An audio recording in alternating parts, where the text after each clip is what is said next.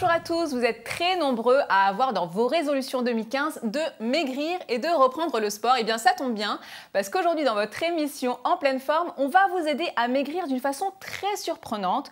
Vous allez réapprendre à bien manger et un point sport avec nos spécialistes. Bonjour à tous. Bonjour. Avec moi, Philippe Vernois qui est spécialiste en hypnose et en PNL qu'on connaît. Et puis deux nouveaux invités qui sont Frédéric Châtaignier qui est psychothérapeute du comportement alimentaire, hypnothérapeute et nutrithérapeute. En quoi ça consiste votre approche ? Eh bien Myriam, ça consiste à une prise en charge globale qui allie trois outils essentiels, la nutrition, la nutrithérapie et l'hypnose. Et puis pour compléter vos conseils, Déborah Yocheved qui est coach en diététique. Bienvenue à tous. On va commencer par une question qui nous turlupine, nous les femmes, on veut maigrir. Et pourquoi pas maigrir grâce à l'anneau gastrique virtuel? En quoi ça consiste ? L'anneau gastrique virtuel, c'est une méthode qui nous permet, sous hypnose, de gérer le comportement alimentaire, c'est-à-dire la quantité de nourriture ingérée, en leurrant l'inconscient, lui faisant croire qu'on a posé un anneau gastrique au niveau de la partie supérieure de l'estomac. Et donc les personnes mangent moins en quantité. Comment se déroule une séance d'hypnose ? C'est de l'hypnose qu'on utilise pour avoir un anneau gastrique virtuel ? Tout à fait. C'est de l'hypnose. On emmène la personne déjà dans un lieu de détente et puis on va l'emmener à l'hôpital pour vivre concrètement la chirurgie gastrique, mais virtuellement évidemment. Et donc, on va lui permettre de s'imaginer cet anneau. C'est un peu comme un film en réalité, c'est-à-dire qu'il va être réel pour l'inconscient. Ça s'adresse à qui ? À toute personne qui a besoin de perdre du poids, aussi bien les personnes en obésité que celles qui veulent perdre 5-6 kilos. C'est pas mal parce que pour les personnes obèses, certaines personnes qui se trouvent obèses ne le sont pas forcément, et il y a en chirurgie des indications alors que là c'est vraiment pour tout le monde. Tout à fait. Même si j'ai des petits kilos en trop, je peux me faire poser un anneau gastrique. Exactement. Est-ce que vous pouvez nous donner quelques pistes de votre consultation? Comment ça se déroule exactement? Alors la consultation allie toujours une prise en charge nutritionnelle, évidemment, parce que manger moins, c'est très bien, mais manger mieux, c'est indispensable. Donc on va expliquer les indications nutritionnelles logiques pour que l'organisme ait tous les nutriments dont il a besoin. Et puis on va ensuite faire la séance d'hypnose. Donc ça fonctionne sur tout le monde, puisqu'on n'a pas besoin d'être réceptif à l'hypnose pour que ça marche. Et on va avoir ensuite une séance de 10 minutes à écouter à la maison pour continuer à avoir cet ancrage de l'anneau qui perdure sur tous les repas. Alors les patients qui ont donc un anneau gastrique virtuel vont avoir un sentiment de satiété plus précoce? C'est ça. Ils vont être plus vite rassasiés, plus vite remplis avec de petites quantités de nourriture. Mais il faut bien manger aussi, il ne faut pas être dans la carence. C'est pour ça qu'on va faire un bilan nutritionnel avec toutes les indications de ce qu'il faut manger dès le petit déjeuner et pourquoi. Et puis reconnaître justement les alliés de la perte de poids pour qu'on puisse remettre le comportement alimentaire dans l'ordre. C'est-à-dire que ça va aussi gérer tout ce qui est compulsion. Les gens qui ont des compulsions sur le sucre ou des sodas ou des choses comme ça, pour qu'il n'y ait pas de grignotage entre les repas et que ces repas soient de petites quantités mais de qualité. Parce que l'hypnose peut aussi fonctionner sur les troubles de compulsion alimentaire? Tout à fait. C'est une prise en charge qui est comprise dans l'anneau gastrique virtuel. On va traiter les quantités, mais aussi tout ce qui est compulsif. Alors faites-nous rêver, combien de kilos ont perdu vos patients grâce à l'anneau gastrique virtuel? Alors le record, c'était 31 kilos en 6 mois et on a 40 kilos en 8 mois. Une personne qui pesait combien et qui est arrivée à combien? Alors la première, elle a terminé, c'est-à-dire qu'elle pesait 95 kilos et est arrivée à 64.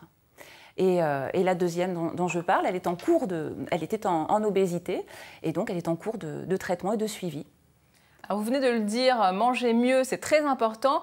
Et justement, notre coach en diététique va nous donner des conseils. Une personne nous demande si les sandwichs sont bons pour maigrir.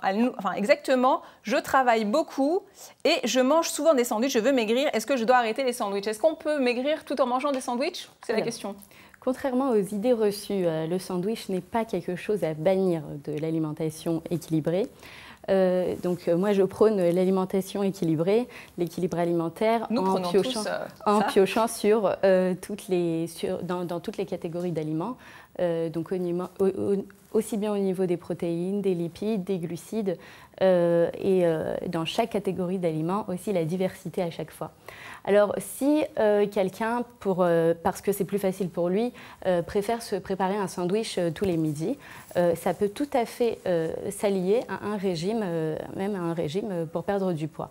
Pas uniquement pour manger équilibré, mais aussi pour perdre du poids. À condition de suivre quelques astuces quand même. On ne va pas aller acheter un sandwich, on évite d'acheter un sandwich déjà prêt. Voilà. On s'achète plutôt du pain baguette. On va essayer de prendre une demi-baguette, par exemple, qu'on va remplir avec des protéines, soit sous forme de la dinde ou alors du thon à l'eau, une omelette, des protéines, sous n'importe quelle forme, tant que ce n'est pas agrémenté avec de l'huile. Au niveau des lipides, on peut rajouter un petit peu, on peut prendre par exemple une petite cuillère à café de mayonnaise, tant que c'est nous-mêmes qui la mettons. On peut quand même mettre de la mayonnaise. Si c'est nous-mêmes qui la mettons, on la voit, donc on sait qu'il n'y a qu'une seule cuillère à café. Ou alors sous forme de beurre, ça sera 30 grammes de beurre. Et on va aussi rajouter donc des crudités sous forme de salade verte, iceberg, etc. Et c'est bien aussi d'allier, lorsqu'on prend le sandwich, un dessert sous forme de fruits, soit un fruit frais, soit une compote, soit... En fait, on essaye d'avoir un plat entièrement équilibré, mais sous forme de pain. Et l'idée, c'est de le faire soi-même pour voir qu'est-ce qu'on met à l'intérieur et ne pas acheter, par exemple, des pains qui sont faits avec du pain, avec de la pâte à pizza, par exemple, ou des choses qu'on n'arrive pas nous-mêmes à avoir. L'idée, c'est de voir... Parce qu'il y a du sucre qui est rajouté dans le... Il y a du sucre ajouté, parfois il y a beaucoup d'huile aussi ajoutée. Là, on sait ce qu'on prend. Beaucoup de mayonnaise aussi. Voilà, la mayonnaise aussi. Donc là, tant qu'on gère soi-même ce qu'on remplit, il n'y a pas de problème. Donc, je vous rassure, voilà, je ne sais pas qui est-ce qui a posé la question. C'est une femme, elle n'a pas laissé voilà. Donc, il n'y a pas de problème. On peut tout à fait, en tout cas, moi, je conseille à mes patients de prendre des sandwichs à midi. C'est tellement plus pratique quand on va travailler, au lieu de préparer les tupperwares, etc. C'est beaucoup plus pratique. Voilà. Et une compote sans sucre ajouté? Une compote, non. Les compotes en général qui sont vendues, elles sont pas. C'est pas la peine obligée à chaque fois de prendre les choses allégées. Si c'est pas. De toute façon, c'est un fruit, c'est un fruit. Faut considérer que c'est un fruit, sachant qu'on mange 2 fruits par jour lorsqu'on est au régime. Normalement, c'est 3 fruits par jour. 2 fruits par jour, on peut se permettre une compote à midi sans problème. Et en termes de boisson, qu'est-ce que vous conseillez pour accompagner ce sandwich? Alors, pour accompagner, donc de l'eau plate, c'est sûr que c'est la boisson de base. Là, on peut prendre aussi de l'eau gazeuse, il n'y a pas de problème. Et les sodas, tant qu'ils sont light, en général, on privilégie surtout le Coca Light ou le Coca Zéro. Si on a vraiment besoin de cette boisson-là. Mais c'est clair qu'on va privilégier toujours de l'eau. Et en parallèle de cette alimentation équilibrée, un peu de sport, ça ne fait pas de mal. Tout à fait. Une question d'un sportif de haut niveau qui nous écrit qu'il n'arrive pas à maintenir un niveau de forme mentale élevé et ses performances sont affectées. Il aimerait être aidé par l'hypnose ou la PNL. C'est tout à fait faisable. Mais moi, je note d'abord les conseils à vie que je peux m'appliquer à moi-même et de rate à mon alimentation. Mais pour le sportif, quoi qu'il faut un petit peu alimenter le sportif dans son effort aussi. Un sandwich, pourquoi pas? Oui, pourquoi pas. C'est pas hyper recommandé pour le sportif quand il est dans l'effort, surtout en compétition. On va privilégier les pâtes, je crois. Ça dépend de l'index glycémique, voilà. Choisir les index glycémiques plus... Il y a des règles un peu particulières pour ces choses-là. Mais pour aider le sportif, les sportifs, on est confronté à 2 phénomènes. Chez le sportif, on dira de niveau moyen, des baisses de motivation. Des baisses de motivation, et là, un accompagnant, un coach mental, un coach tout court des fois, va essayer de lui apporter un axe de motivation. Alors, on n'est pas tous motivés de la même façon. On peut être motivé soit ce qu'on appelle un aller vers, c'est-à-dire atteindre un objectif, bien déterminer, bien définir un objectif et gérer l'envie qu'on a pour atteindre cet objectif-là. Certaines personnes sont plutôt ce qu'on appelle s'éloigner d'eux, donc vont s'écarter de ce qu'ils ne veulent pas être. Et là, on va travailler sur la motivation dans ce sens-là. Bon nombre de sportifs ont des performances, ont des résultats, et le problème, c'est qu'ils n'arrivent pas à maintenir ces résultats. Parce que les sportifs le savent tous, de tout niveau, quand ils sont performants, ils sont dans un état particulier et ils sentent bien que ce jour-là, c'est leur jour. C'est ce jour-là qu'ils vont être performants parce qu'ils sentent dans un état qui est assez indéfinissable, que tout se fait naturellement. Ils sont en pleine forme, leurs pensées sont naturelles, vont dans le sens de la victoire, leurs ressentis internes sont fluides. Et c'est cet état-là qu'ils aimeraient retrouver certains autres jours où ils essaient de le recontacter, ils sont à peu près, mais sentent que ce n'est pas exactement ça. Et là, on a des techniques en préparation mentale qui permettent de les accompagner. On peut travailler dessus en hypnose, on travaille plutôt en PNL, mais l'hypnose peut apporter aussi un processus de régulation au niveau de l'inconscient.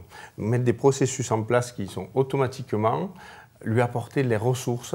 S'il a vécu la chose une fois, on peut la dupliquer. Parce que le mental est essentiel dans la pratique sportive. Tout à fait.